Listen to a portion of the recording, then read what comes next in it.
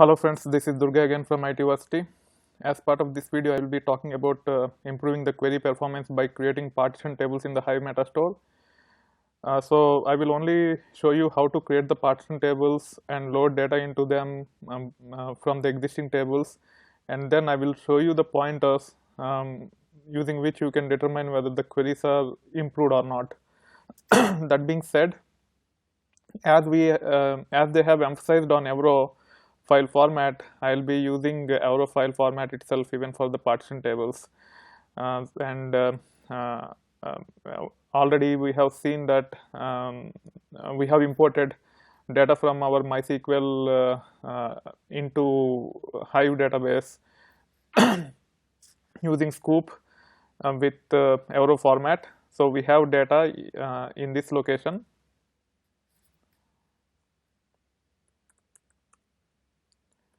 Hadoop fs minus ls user Hive warehouse retail underscore stage underscore db, and also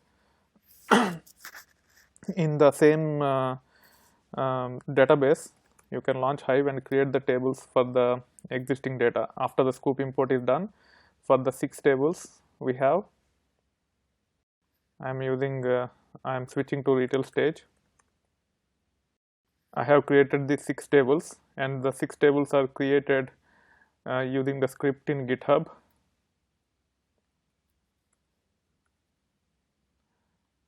So this is the location of my script, code Hadoop EW Cloudera Hive, and if you go to the end, you can actually create Hive tables on the data that is copied using scoop import by using these commands. For that, you need to copy the files into a directory called retail stage, and then using that location you can actually create the tables.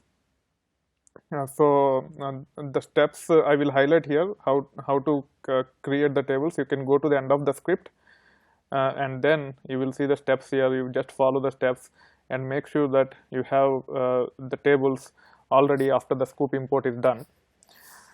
And assuming that we have these 6 tables: categories, customers, departments, order items, orders, products, etc. If you describe on orders, there are 4 columns: order ID, order date, order customer ID, and order status.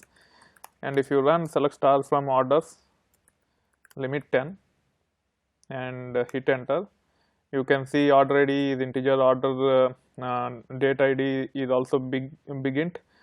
When we actually did scoop import, it has converted date into a Unix time format, and then we have order customer ID and order status in each of the in orders table. Now if I want to get, let's say, all the data that is that belongs to 2014 January, I have to run this command select star from I want to just get the order status comma count of 1 from orders where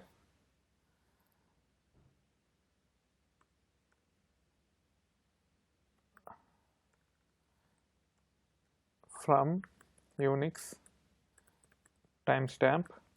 This has milliseconds also. I want to discard the last 3 digits which are milliseconds, and only consider first 10 digits. So I have to use cast function in which I want to apply substring function from 1 to 10 characters, substring on order date 1 to 10 characters, and then I want to cast as integer, and then I want to apply from Unix timestamp on it, and then I want to get only for January. This will return in the form of YYYMMDD format. So if I want to get only for 2014 January, I can say like 2014 minus 01 percentage, and then I have to do group by order status and hit enter.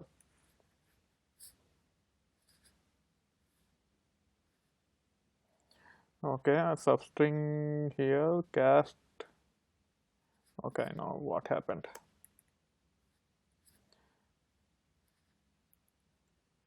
I have to cast as in, I have to close it here. Invalid, it's from Unix time. Not timestamp. So now the query is running, and it has to read the entire orders table. Even though it's a small table, it has to read the entire orders table. Typically in big data systems, the data sets will be very large, and doing the full table scan to perform these kinds of queries is heavy. So let it run, and then we will see the results. Now you can see the results for 2014 January, cancelled are 110, closed are 633, blah blah blah blah. And if you want to get the statistics of this query, you can go to tmp ls minus ltr. There will be a directory for Cloudera, and there will be a Hive log here, hive.log, and go to end.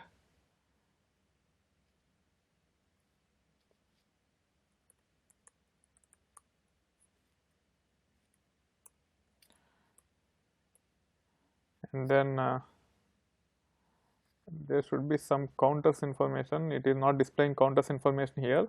Hence, what you have to do is you have to go to resource manager UI, and this is the last query which ran, which is succeeded. You can get the details of this query by clicking on this history button.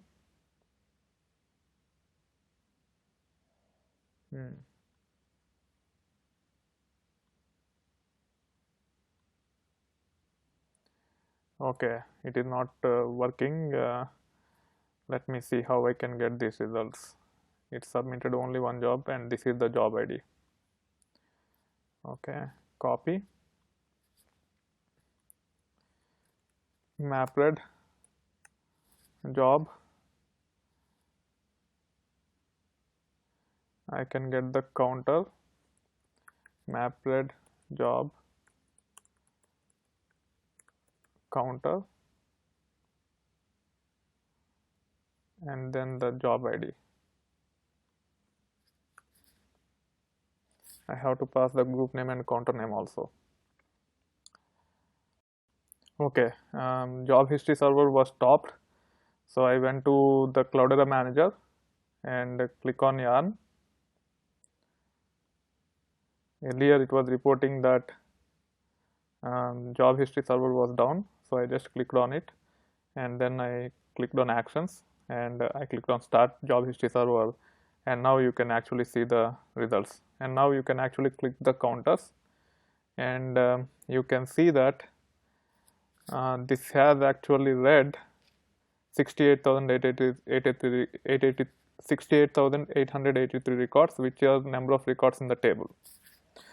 Okay, now after partitioning, we will focus on this, and we will run the same query, and we will see that performance will be better. If you have larger data set, you can run on this, and then you can actually go through all the counters and see the difference.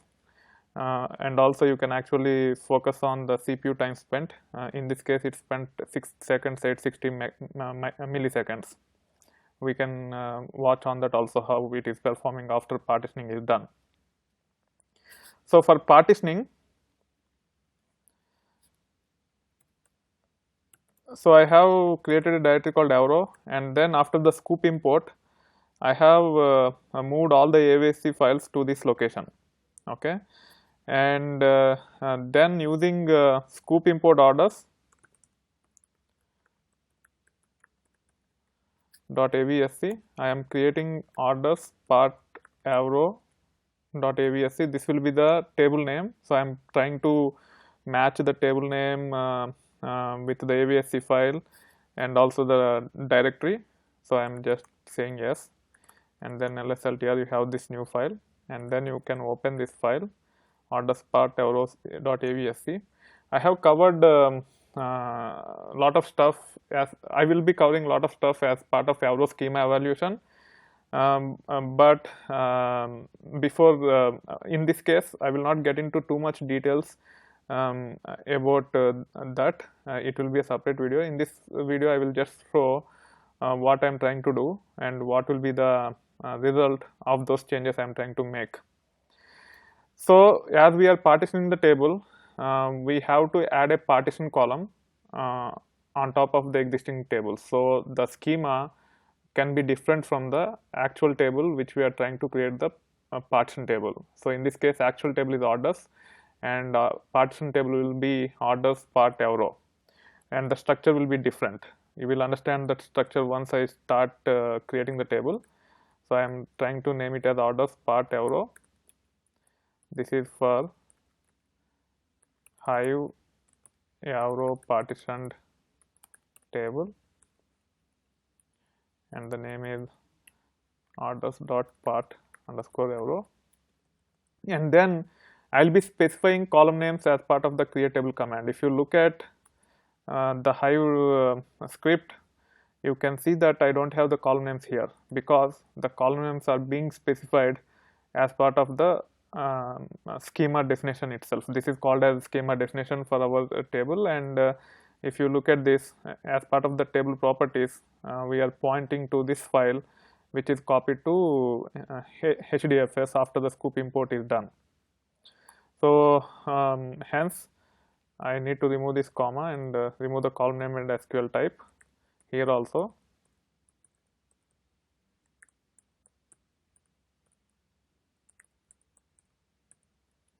And then I want to name it as part Avro. The table name is orders_part Avro, and we should not specify the partition column in this because when it comes to creating a partition table, we have to give the column name and data type while creating the table itself, and hence we need not specify the partition table as part of the Avro schema. Now exit, and then I have already copied all the other AVSC files to this location.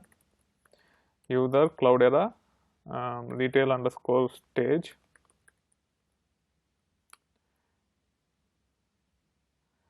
You can see all of them, and now I will be copying orders part Avro also to user Cloudera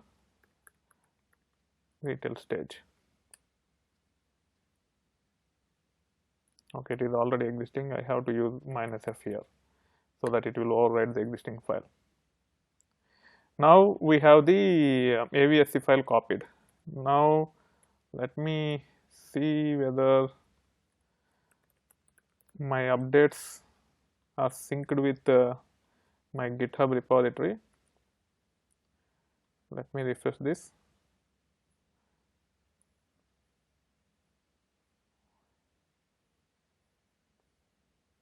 It is not yet. Wait for a moment.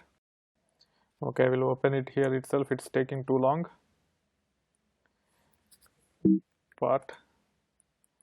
You can see the definition of orders part Avro. This is the Avro table which we are trying to create. If you want to create with other format, you can specify like this also. Before actually running this, make sure you are in the retail stage database, and here you can see that after the 4 columns, order ID, order date, order customer ID, order status, this is supposed to be int or big int, order status, partition by, I am specifying the column name and the data type here, and then location is this one, so I am explicitly specifying the location. For managed tables without external in create table syntax, you don't need to specify location, but in this case I am doing that. And for table properties, I am using file in HDFS. You can also use literal and copy paste whatever I have in that AVSC file to here and create the table. But in this case, I am using the AVSC file in the HDFS location user Cloudera retail stage. Now I can create the table. Copy,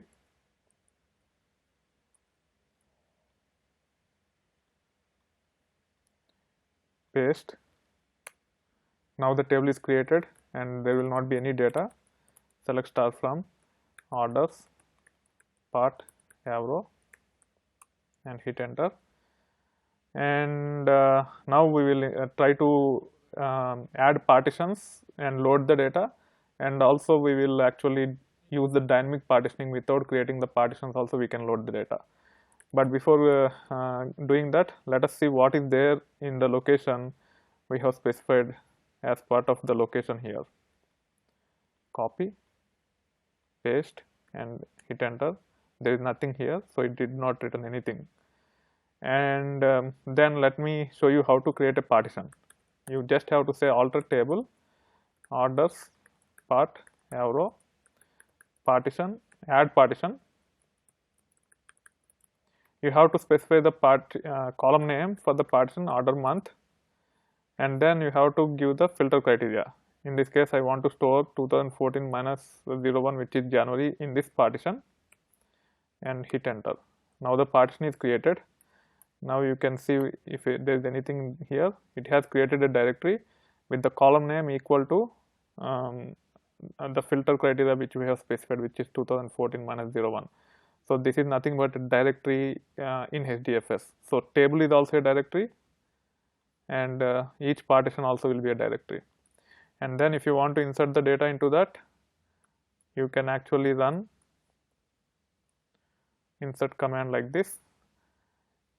Here you have to specify the partition and partition name, and then you have to select from orders, where I am applying the same from Unix time function, and I just want to insert only 2014 January data in this, so I have to apply this condition here. So it's very important while loading into the partition, you query the data which match the partition clause. In this case, partition is order month equal to 2014 minus 01. If you do not specify this function, everything will be copied into the same partition, and then you will start running into issues. The reason is Hive is schema on read, not schema on write. So while reading itself, you have to specify what data you are trying to read, and you have to be extremely careful to read only the data that is required to be written into the partition. In this case, we have to apply the filter criteria to pull the data that we are interested in, and then you can run this command to insert the data.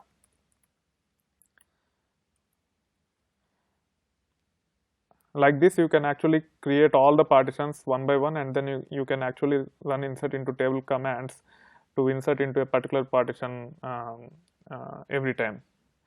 It can be counterproductive to create all the stuff like this, and hence there is a concept called dynamic partitioning. So while running itself, based upon the query, it will figure out which partition it has to go, and it will create the partition at runtime itself, and it will insert the data into it. So if you look at the dfsls command here, you have this additional directory, and then /star, you can see there is a file here. This file is of Avro format, and you can actually do select star from orders part Avro limit 10, and okay, it's orders, and you can see order ID, order date, order customer ID, order status, and then the month here.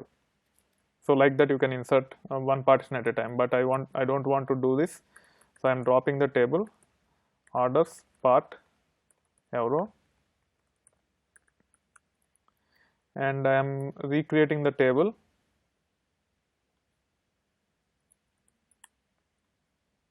Paste, and then I want to show you by running dfsls that there is nothing there.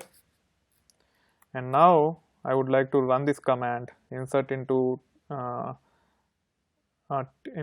table orders part Avro partition. You just need to say what is the partition column name, and then you cannot just use select star from the orders table. You have to specify the columns: orders, order date, order customer ID, order status, and then you have to have appropriate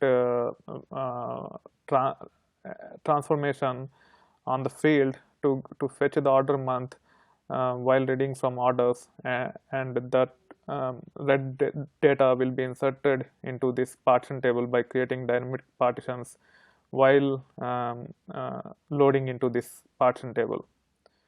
So I am just running this.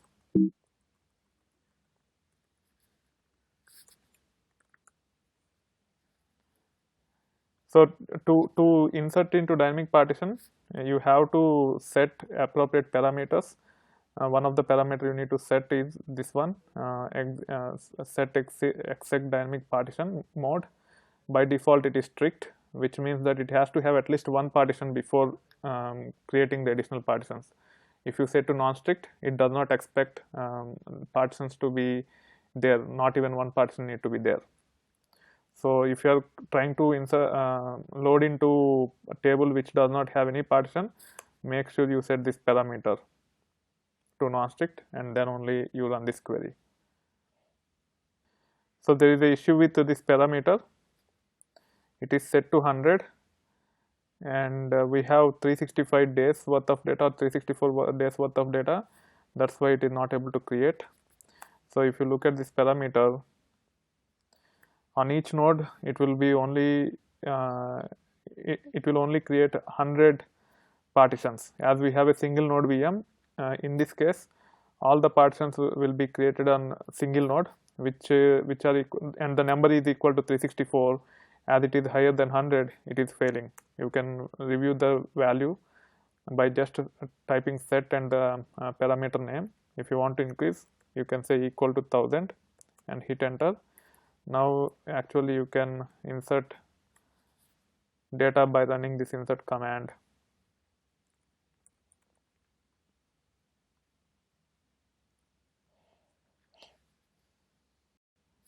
Okay, the issue is not that one. In this case, I have to get substring of this result 1 to 2014 567. So this one actually give date in YYYY, MM, DD, and then timestamp. And in this case, I just want to have 7 characters in the order month. That's why it was causing the issue. Let me see if it has created any directories. No.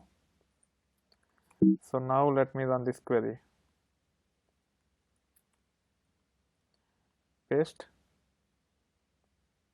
So it is very important that whatever you want to fetch matches your requirement. In this case, order month needs to be only YYY minus MM, and hence I just want to fetch 1 to 7 characters of the timestamp, which will be generated by applying this from Unix time function. Now it is copied. You can see that it has created one partition for each month, and now you can actually run dfs-ls command here, and you can see there are 12 directories.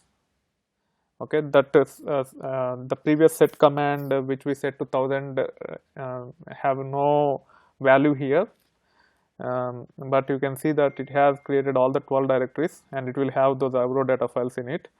And you can actually validate now. Select star from orders part Avro limit 10. You can see the data, order ID, order date in the form of big int, and then order customer ID, order status, and then you have the partition column order month also. So if you look at the data, this partition month will not be there. This value will be fetched from the directory name which is created for each partition. So this value is actually fetched from the directory name, not from the actual data file itself. Because it's a partition column, it has to be in the last, and it will fetch from this directory name.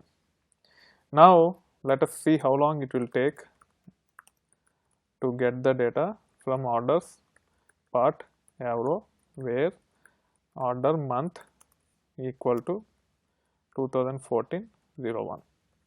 Because already we have order month, so we need to apply filter criteria on the order month. Even if you apply filter criteria on others, whatever partition column is there, if it is applicable, you should do that, so that partition pruning will happen and it will only look into partitions that we are interested in. And now if I hit enter, the query is select order status,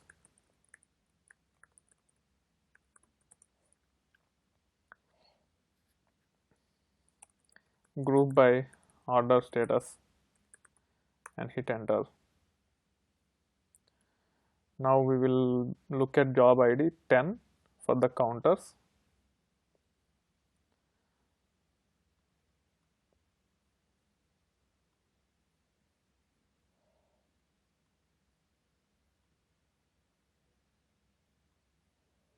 It is done already, and you can see that it took 5 seconds 160 milliseconds. Earlier it took 6 plus seconds, and now it took only 5 seconds something.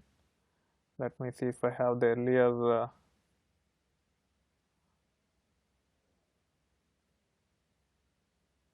earlier query. Earlier query took 6 seconds 860 milliseconds,